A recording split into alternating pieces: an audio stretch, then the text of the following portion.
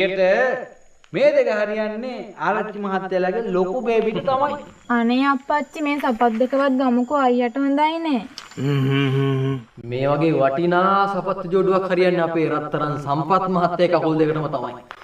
හොඳයි බලමු. මේක නම් කොහොම හරි ගන්න ඕනේ. ඇවිත් බයි දහස් වටිය කියලා. තියු බලන්න දෙයනේ කියලා අංශුවක්.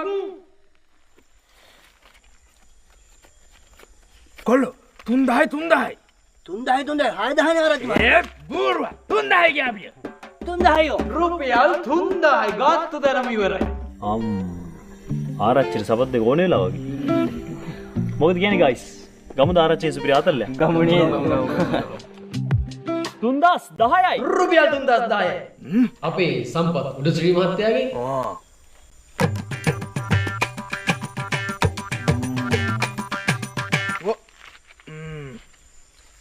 3020යි ගියාපිය.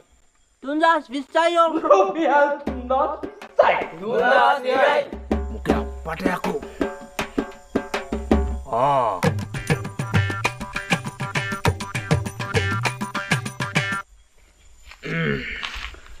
3040යි ගියාපිය. 3,40 රුපියල් 3050යි අපේ සම්පත් මහත්තයා මේ පැත්තේ රුපියල් 3050 කලන්දුවක් තියෙනවා. කොල්ල ආරක රුපියල් 20 ගන්.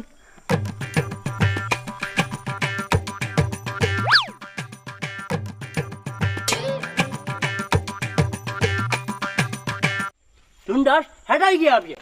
3060යි. අන්නේ බාටියාගන්න. රුපියල් 3060යි. ඕ මේ අපි මෑන්ට සපත්තු දෙකවත් ගන්න දෙමු. මොකද? එපා. සපත්තු ජෝඩු එපා කියලා. රුපියල් 3060යි. තුන් ඈවරයි.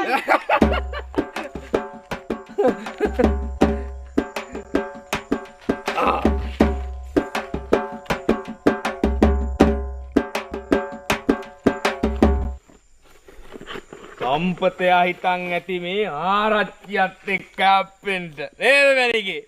මේ ගන් තුලාන ඉන්නවද බං මේ මගෙත් එක්ක හැප්පෙන්න එකේ?